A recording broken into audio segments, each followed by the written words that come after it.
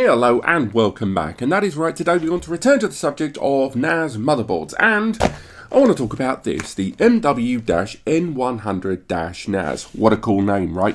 This is a motherboard that came to my attention thanks to user Jackie Peg, I'm sorry if I didn't pronounce that right, in the comments of a previous video, highlighting that there was a new N100 ITX-MOBO floating around in the market with 10 GBE on board. And I'll be honest, my ears were up. I had to get hold of this. We've already talked about N100 MOBOs in the past. We've got this one here from TopTon. And although this is an N100 supporting up the same amount of memory there with four 2.5 gigabit Ethernet ports, this one really stood out simply because not only has it got 2 times 2.5 GBE, but it's also got 10 gig on board. Trust me, 10 gig on an ITX MOBO is insanely rare. However, the more you can hear about this motherboard, there are definitely some caveats to be added. Before we go any further, I ordered this from Aliexpress. I think we paid about $120, $130 nicker for it. You can get it for as low as $114, in fact, online.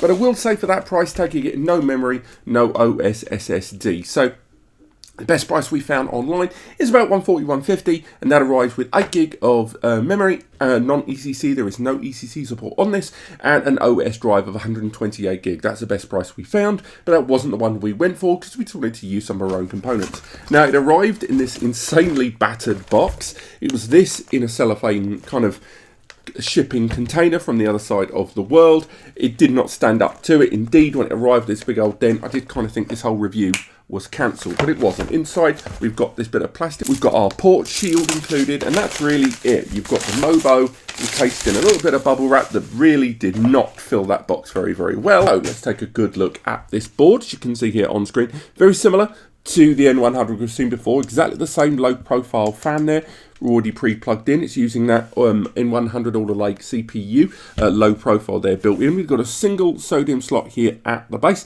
supporting up to 32 gig of memory. We have two M.2 slots here in an L-shaped formation, top and down. Interestingly, we have got 6 SATA ports there, and they run into a controller on board. More on that later on. On top of that, we have got ourselves another little cheeky controller here, because that is adding to our 10 GBE output. There we got 2 times 2.5 GBE, along with a bunch of USB 5 gig ports there, and indeed even a USB Type-C and a couple of HDMIs. But interestingly, again, copper 10 GBE on board. But the more astute of you may have noticed something is missing from this board. Look at the back, we're fine. Look at the front. What's missing? A PCIe slot.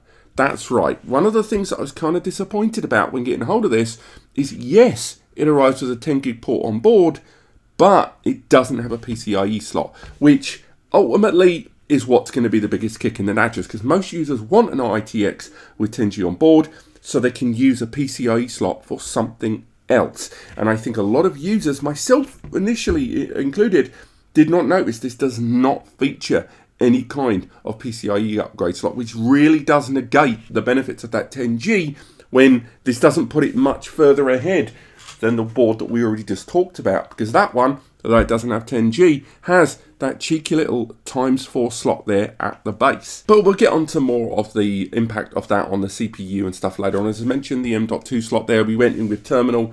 There is no support of ECC. We didn't expect there to be because of that M100 CPU. It's only got 9 lanes to play with as well, something that will play out later on in the video. It's a 4-core CPU. It starts at just 1 GHz, can be burst up to 3.4 GHz with integrated graphics. Just a simple 6-watt TDP as well.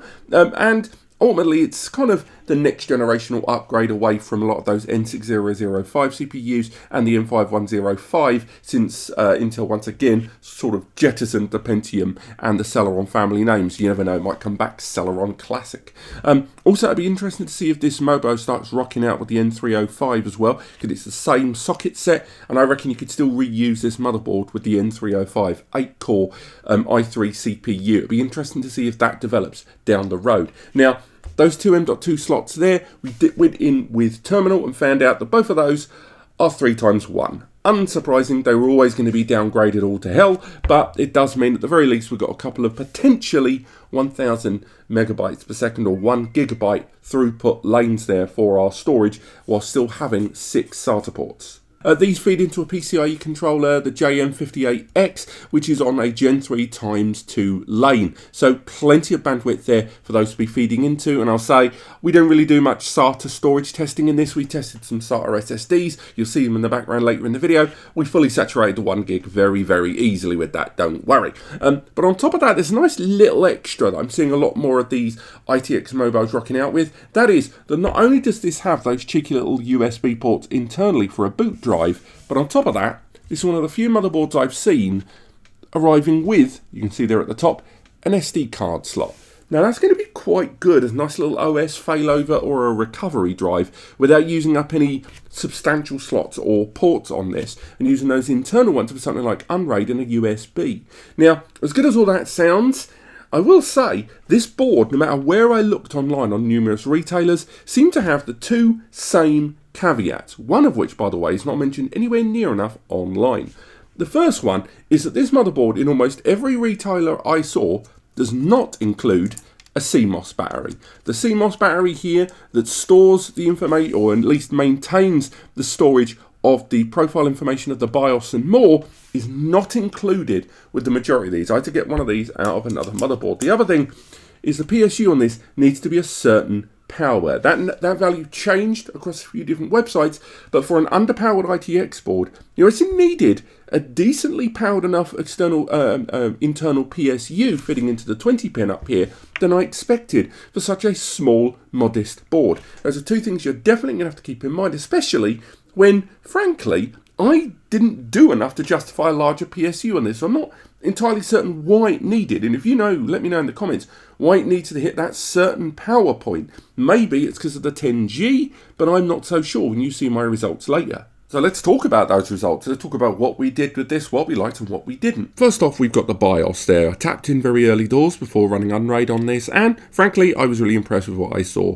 There's a lot of customization there, particularly down to the PCIe and the USB control, and even references in there to that Thunderbolt. Now, this doesn't have, from what I could see, a Thunderbolt port usable. I connected multiple Thunderbolt drives, but I will say it's almost certainly a bridge being utilized there with that 10GBE external. I'm still investigating that in the background, but apart from that, the SATA controls gave me everything I wanted to play with, but I will say by default the SATA ports were disabled on this Mobo when I started using it, and I had to manually enable them. So if you're reviewing one of these yourself, keep that in mind. Now, heat when the system was in operation, well, when I was doing the RAID 0 testing, you can see later on, I left it on for 30 minutes while I nipped out to get some lunch.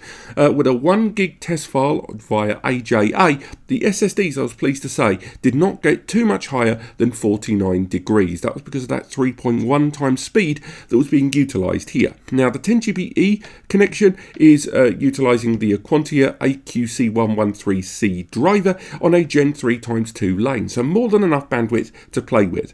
Power consumption on the left and right, as you can hopefully see here on screen. During low use in idle, it was 28.2 watts. That was with all the drives connected, but nothing being accessed. And average use at 36.8 watts when I had the SSDs and the drives being accessed and the CPU fluctuating between 20 and 40%. At peak, we reached 51 to 55 watts.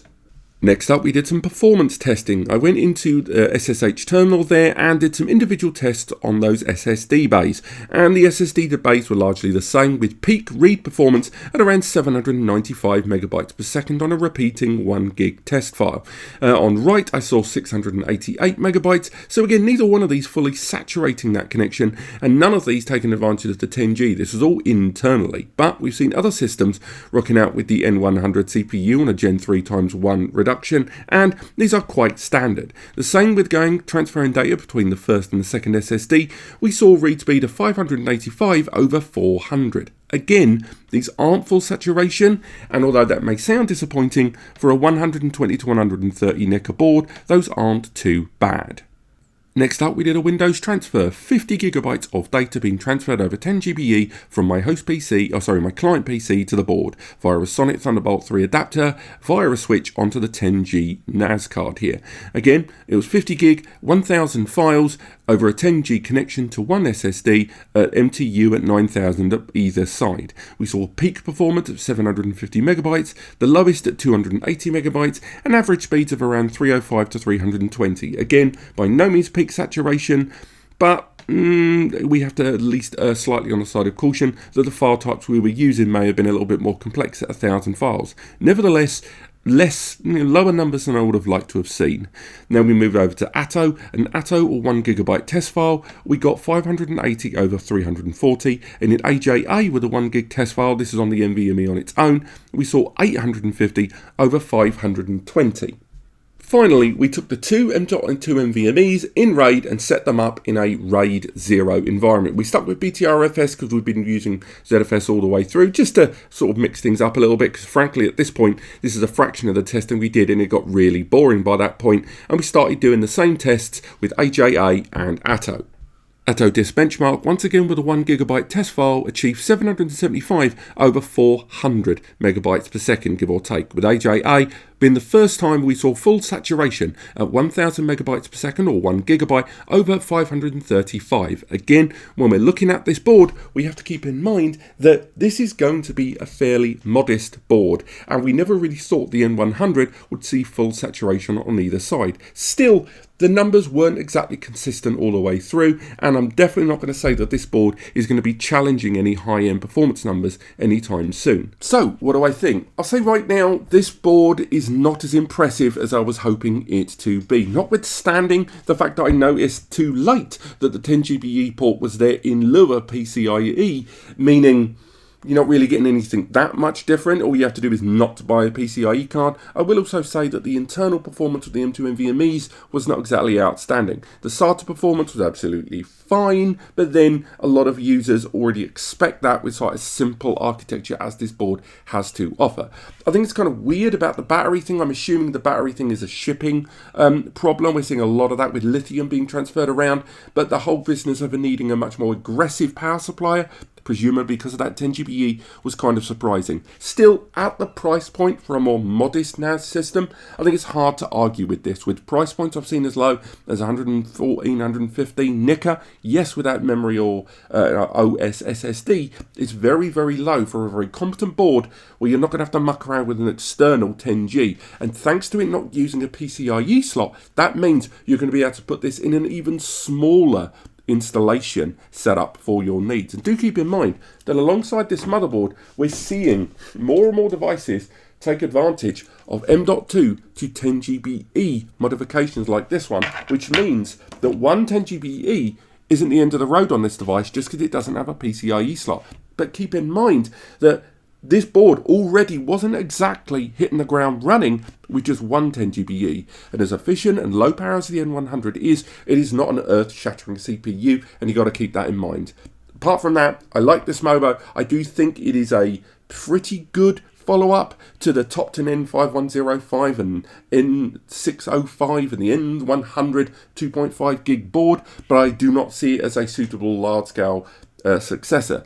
Give me a version of this with the N305, with that 10G, and even a 2 or 3 times 4 slot, then I'd be happy. But we'll have to wait and see. Thank you so much for watching. There should be a written article linked below with more details on the testing and more that we did on this card, linked over on the NAS Compare article linked below. Apart from that, you can get hold of this via the links in the description to Aliexpress, Amazon, and any other retailer we think we can find that are worth adding down there that isn't going to ruin this video. Apart from that, if you are going to go to those shops anyway and this video has helped you, make sure those two things are true. If it is true, use those links as it really helps us out. We get a small commission which allows us to keep doing what we do. I, in this incredible heat, are going to get rid of this hoodie. This is my commitment to the bit. But apart from that, thank you so much for watching, and I'll see you next time.